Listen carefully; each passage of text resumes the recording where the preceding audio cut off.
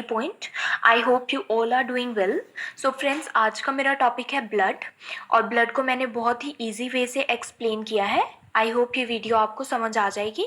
सो चलिए शुरू करते हैं। ब्लड। सो ब्लड होता क्या है? Blood is a fluid connective tissue. So blood एक फ्लूइड कनेक्टिव टिश्यू है। फ्लूइड कनेक्टिव टिश्यू से मतलब है, फ्लूइड मतलब एक तरल पदार्थ जो कि पूरी बॉडी में, हमारी पूरी ह्यूमन बॉडी में सर्कुलेट करता है।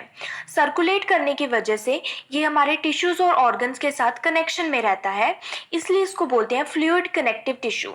मैं एक बात और बता दूं, हमारी बॉडी में सिर्फ दो ही फ्लूइड कनेक्टिव टिश्यू है, एक है ब्लड और दूसरा है लिम्फ। तो आज हम ब्लड के बारे में पढ़ रहे हैं। Blood is a fluid connective tissue as it circulates constantly around the body. हमारी बॉडी में सर्कुलेट करता रहता है, allowing constant communication between tissues distant from each other. So ये कनेक्शन में रहता है, कम्युनिकेशन में रहता है हमारी बॉडी में जितने भी टिश्यूज है उन सबके साथ। अब इसका फंक्शन क्या है? इट ट्रांसपोर्ट्स, मेनली ब्लड का फंक्शन ट्रांसपोर्टेशन का ही है। अब ये क्या क्या ट्रांसपोर्ट करता है? Oxygen, first very important, oxygen को ट्रांसपोर्ट करता है हमारी बॉडी में। हीमोग्लोबिन, ब्लड में एक पिगमेंट प्रेजेंट होता है, उसके साथ कंबाइन होकर ऑक्सीजन हमारी पूरी बॉडी में ट्रांसफर होती है। नेक्स्ट है न्यूट्रिएंट्स। जो भी हम फूड खाते हैं उसमें से जो भी न्यूट्रिएंट्स एब्जॉर्ब होते हैं वो ब्लड में एब्जॉर्ब होते हैं इंटेस्टाइन से, और पूरी बॉडी में ब्लड के द्वारा ही ट्रांसपोर्ट होते हैं। नेक्स्ट है हॉर्मोन्स। हॉर्मोन्स, एंडोक्राइन ग्लैंड्स हमारी बॉडी में हॉर्मोन्स को सिक्रीट करती हैं, जो कि ब्लड में डायरेक्टली ट्रांसपोर्ट होते हैं टारगेट ऑर्गन तक। नेक्स्ट है हीट। हीट हमारी बॉडी में प्रोड्यूस होती है मेटाबॉलिज्म से, और हीट पूरी बॉडी में जो डिस्ट्रीब्यूट होती है, इवनली डिस्ट्रीब्यूट होती है, वो with the help of blood ही होती है, क्योंकि ब्लड हमारी पूरी बॉडी में सर्कुलेट करता है, जिसकी वजह से हीट हमारी पूरी बॉडी में इक्वली डिस्ट्रीब्यूट हो जाती है। Protective substances. प्रोटेक्टिव सब्सटेंसेस वो सब्सटेंसेस होते हैं जो हमारी बॉडी को इन्फेक्शन या फॉरेन एजेंट से प्रोटेक्ट करते हैं। जैसे कि WBCs, white blood cells blood में प्रेजेंट होते हैं, एंटीबॉडीज ब्लड में प्रेजेंट होती है, जो कि ब्लड ही ट्रांसपोर्ट करता है जहाँ पर भी ज़रूरत होती है। नेक्स्ट लास्ट है क्लोटिंग फैक्टर्स। ब्लड में क्लोटिंग फैक्टर्स प्रेजेंट होते हैं, जैसे कि फिब्रिनोजन भी एक क्लोटिंग फैक्टर है। तो क्लोटिंग फैक्टर क्या करती है? जहाँ भी ब्लीडिंग होती है वहाँ क्लोट कर देती है ब्लड को, यानी कि ब्लीडिंग को रोक देती है। सो ब्लड के ये फंक्शंस हैं। नेक्स्ट है कॉम्पोजिशन ऑफ ब्लड। अब ब्लड किन चीज़ों से बना हुआ है? सो ब्लड मेनली दो चीज़ों से बना है, फर्स्ट है प्लाज्मा एंड नेक्स्ट है ब्लड सेल्स। पहले हम पढ़ते हैं प्लाज्मा के बारे में। प्लाज्मा क्या होता है? प्लाज्मा एक clear straw colour watery fluid होता है। सो प्लाज्मा एक पानी की तरह है, वाटरी फ्लूइड है, क्लियर है, इसमें कोई भी डस्ट या कुछ भी ऐसा पार्टिकल नहीं है, बिल्कुल क्लियर फ्लूइड है ये। स्ट्रॉ कलर का होता है। स्ट्रॉ कलर होता है लाइटली पेल येलो, हल्का सा येलो कलर का होता है। सो ये है प्लाज्मा, और ये हमारे ब्लड में 55% प्रेजेंट होता है, मतलब मोर देन हाफ जो वॉल्यूम है ब्लड में वो प्लाज्मा ही है। सो ये आप डायग्राम में देख सकते हैं, ये है प्लाज्मा। सो ये इस कलर का होता है और क्लियर फ्लूइड है। जो नेक्स्ट कंपोनेंट प्रेजेंट होता है ब्लड में वो होते हैं ब्लड सेल्स, या फिर इसको सेल फ्रैक्शन भी बोलते हैं। So blood cell next component present होते हैं हमारी ब्लड में। सो ये है 45%। So 55% plasma and 45% blood cells हैं। ब्लड सेल्स हमारे तीन होते हैं, red blood cells, white blood cells and blood platelets. उनको हम आगे डिटेल में पढ़ेंगे। अब नेक्स्ट हम पढ़ेंगे constituents of plasma. So plasma को डिटेल में पढ़ेंगे कि प्लाज्मा किन किन चीज़ों से बना है और इसमें क्या प्रेजेंट होता है। सो फर्स्ट है वाटर। सो वाटर का कंटेंट प्लाज्मा में सबसे ज़्यादा होता है, दैट इज 90 to 92% सिर्फ वाटर ही है प्लाज्मा में। सेकेंड है plasma proteins. Plasma protein 7% present होते हैं प्लाज्मा में। ये क्या करते हैं? Creates the osmotic pressure of blood which keeps plasma fluid with in the circulation. So plasma proteins osmotic pressure को मेंटेन करके रखते हैं। सो ऑस्मोटिक प्रेशर से क्या होता है कि जो प्लाज्मा है वो सर्कुलेशन में ही रहता है। इसका मतलब है कि प्लाज्मा हमेशा फ्लो करता रहता है ब्लड में, टिश्यूज या ऑर्गन्स में नहीं जाता। अगर प्लाज्मा टिश्यू या ऑर्गन्स में शिफ्ट हो गया, वो तब हो सकता है या फिर तो प्लाज्मा प्रोटीन का लेवल लो हो जाए बॉडी में किसी वजह से।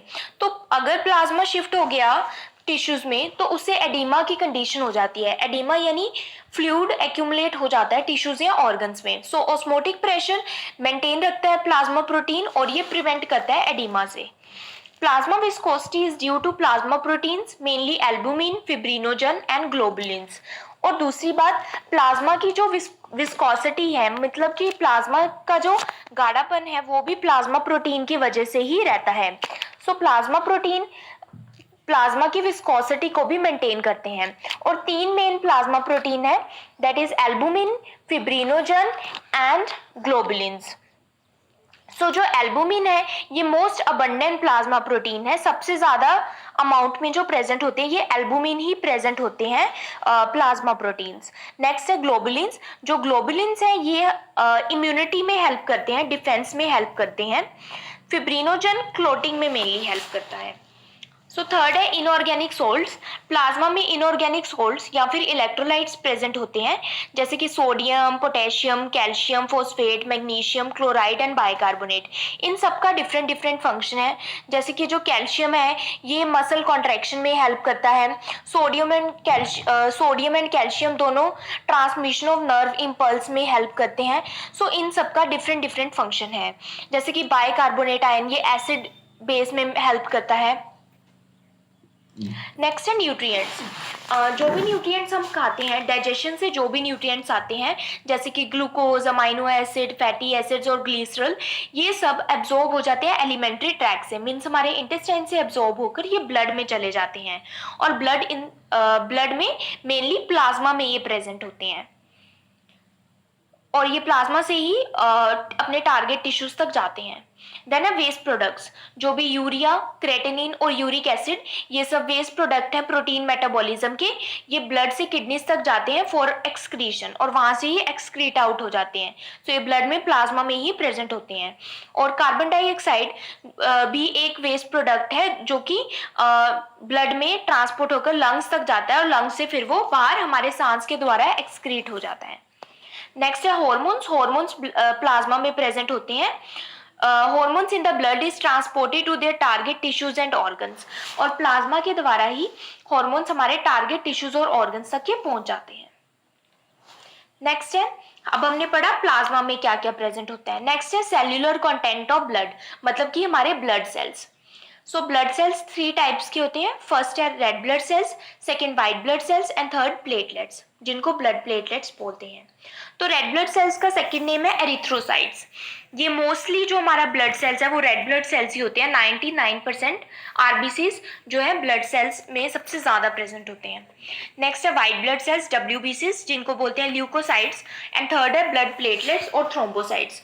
तो जो बाकी का 1% बचा वो वाइट ब्लड सेल्स और ब्लड प्लेटलेट्स हैं। सो अब हम पढ़ेंगे हीमोपोइसिस, यानी कि ब्लड सेल की फॉर्मेशन। ब्लड सेल की फॉर्मेशन कैसे होती है। So synthesise mainly in the red bone marrow. So blood cells हमारे रेड बोन मैरो में बनते हैं। और रेड बोन मैरो हमारे कहाँ प्रेजेंट होते हैं, जो हमारी लॉन्ग बोन्स होती हैं, मेनली फीमर, ह्यूमरस या फिर इरेगुलर या फ्लैट बोन जैसे कि स्टर्नम, इनमें ये प्रेजेंट होते हैं red bone marrow. From pluripotent stem cells, और ये मेनली रेड बोन मैरो में सेल्स प्रेजेंट होते हैं, pluripotent stem cells. Pluripotent stem cells क्या होते हैं, ये सेल्स ऐसे सेल्स होते हैं जो कि किसी भी सेल की शेप ले सकते हैं, किसी भी सेल में बन सकते हैं। तो ये ऐसे सेल्स हैं जो कि तीनों तरह के ब्लड सेल्स को बनाते हैं। And go through several developing stages before entering the blood. और ब्लड में एंटर होने से पहले ये जो प्लूरिपोटेंट स्टेम सेल्स है ये कई तरह के स्टेजेस से गुजरते हैं, जो कि मैं डिटेल में नेक्स्ट वीडियो में एक्सप्लेन करूंगी। सो हमने पढ़ा कि हीमोपोइसिस मतलब blood cell formation red bone marrow में होती है, और रेड बोन मैरो में भी प्लूरिपोटेंट स्टेम सेल से होती है। Some lymphocytes additionally are produced in lymphoid tissues. वैसे तो सारे सेल्स रेड बोन मैरो में ही बनते हैं, लेकिन लिम्फोसाइट जो कि एक टाइप का वाइट ब्लड सेल है वो लिम्फोइड टिश्यू में भी प्रोड्यूस होता है। Till 20 years of life, red bone marrow occupies the entire bone capacity. Later it is replaced by fatty yellow marrow. So क्या होता है कि जो 20 साल तक क्या होता है कि रेड बोन मैरो पूरी लॉन्ग बोन में प्रेजेंट होती है, लेकिन 20 साल जब उम्र 20 साल की हो जाती है तो उसके बाद फैटी येलो मैरो बनती है, मतलब येलो कलर की बोन मैरो बनती है जो कि बोन के सेंटर में प्रेजेंट होती है। और जो रेड बोन मैरो है वो तब एंड्स पर चली जाती है, एंड्स पर चली जाती है लॉन्ग बोन के, जिसको एपिफाइसिस भी बोलते हैं एंड्स को, वहां पर प्रेजेंट होती है। सो रेड बोन मैरो का तो एक ही फंक्शन है कि वो ब्लड सेल्स को प्रोड्यूस करती है, और फैटी येलो मैरो का ये फंक्शन है कि ये फैट को स्टोर करके रखती है। अब हम पढ़ेंगे आरबीसीज को डिटेल में कि रेड ब्लड सेल्स क्या होते हैं। Red blood cells biconcave disc होते हैं। इनकी जो शेप होती है ये बाइकनकेव होती है। बाइकनकेव इसलिए होती है इनकी शेप ताकि क्योंकि सेंटर में से ये थिन होते हैं, ताकि जो गैस एक्सचेंज है वो इजिली हो सके, ऑक्सीजन और कार्बन डाइऑक्साइड इजिली एक्सचेंज हो सके। नो न्यूक्लियस, इनमें न्यूक्लियस नहीं होता, इट मीन्स ये डिवाइड भी नहीं हो सकते। डायमीटर इनका 7 माइक्रोमीटर होता है। और ये फ्लेक्सिबल होते हैं। Flexible so they can squeeze through narrow capillaries. Flexible इसलिए होते हैं क्योंकि ये जो कैपिलरीज होती हैं, जो नैरो ब्लड वेसल्स होती हैं, उनसे ये आराम से निकल जाते हैं। नो इंट्रासेलुलर ऑर्गेनिल्स, इनमें ना तो न्यूक्लियस होता है और ना ही कोई इंट्रासेलुलर ऑर्गेनिल्स प्रेजेंट है। Living more space for haemoglobin, ये सब इसलिए है क्योंकि ये एक तरह से खाली है अंदर से। सो एम्प्टी होने की वजह से यहाँ पर पूरी तरह से हीमोग्लोबिन रहता है। और हीमोग्लोबिन क्या होता है, एक पिगमेंटेड प्रोटीन होता है जो कि रेड ब्लड सेल्स को एक तो रेड कलर प्रोवाइड करता है क्योंकि ये पिगमेंट है, और साथ साथ responsible for gas transport. Haemoglobin के साथ ऑक्सीजन कंबाइन हो जाती है जिससे कि ये ऑक्सीजन की ट्रांसपोर्ट कर सकता है और साथ साथ CO2 की भी ट्रांसपोर्ट करता है। सो ये गैस ट्रांसपोर्ट करता है। Mainly transport oxygen but also carry some carbon dioxide. So mainly oxygen को ट्रांसपोर्ट करता है लेकिन साथ साथ कार्बन डाइऑक्साइड को भी थोड़े अमाउंट में ट्रांसपोर्ट करता है। आरबीसीज कैन नॉट डिवाइड नहीं हो सकते क्योंकि इनमें न्यूक्लियस नहीं है। So need to be continuously replace by new cells from the red bone marrow. इसलिए ये कंटिन्यूली क्या होता है, हर रोज नए सेल्स, नए आरबीसीज बनते हैं रेड बोन मैरो से। The life span is about 120 days. So इसका 120 दिन का लाइफ स्पेन है। 120 दिन के बाद इनकी जो लाइफ है खत्म हो जाती है। Haemolysis occur in the spleen, bone marrow and liver. So haemolysis क्या होता है, हीमोलिसिस होता है रेड ब्लड सेल्स का ब्रेक डाउन होना, उनका टूटना। सो उनका टूटना कहाँ होता है, डिस्ट्रक्शन जो है रेड ब्लड सेल की वो स्प्लीन में होती है, बोन मैरो में होती है और लीवर में होती है। सबसे ज्यादा स्प्लीन में होती है। नेक्स्ट है व्हाइट ब्लड सेल्स, जिनको हम ल्यूकोसाइट्स कहते हैं। व्हाइट ब्लड सेल सबसे लार्जेस्ट सेल है और only 1% of the blood volume में ये काउंट होते हैं। सो 99% आरबीसीज है और बाकी का जो 1% बचा है वो WBC और प्लेटलेट्स हैं।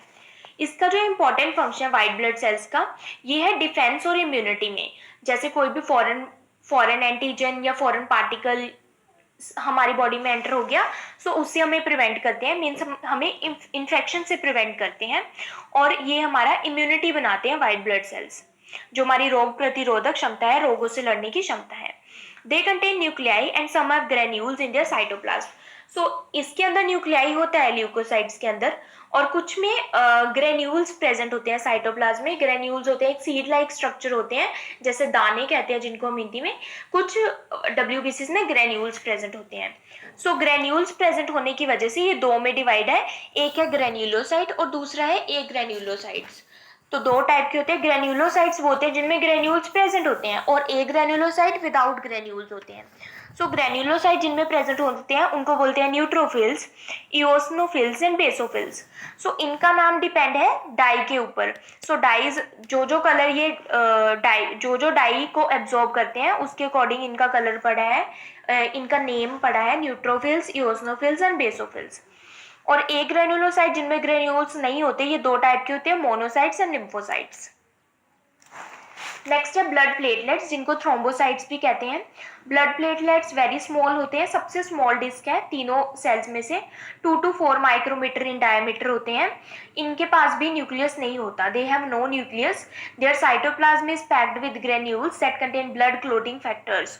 और इनके साइटोप्लाज्म में ब्लड क्लोटिंग फैक्टर्स होते हैं, मतलब ये क्लोटिंग में हेल्प करते हैं। क्लोटिंग क्या होता है, जैसे ब्लीडिंग हुई हमारी बॉडी में, मान लो कोई भी कट लग गया, चोट लग गई, तो तब प्लेटलेट्स वहां पर आ जाते हैं उस साइड पर जहां पर ब्लीडिंग हुई, और वहां पर ये ब्लड को क्लोट कर देते हैं, मतलब खून का थक्का जमा देते हैं, जिससे ब्लड जो है वहां पर रुक जाता है।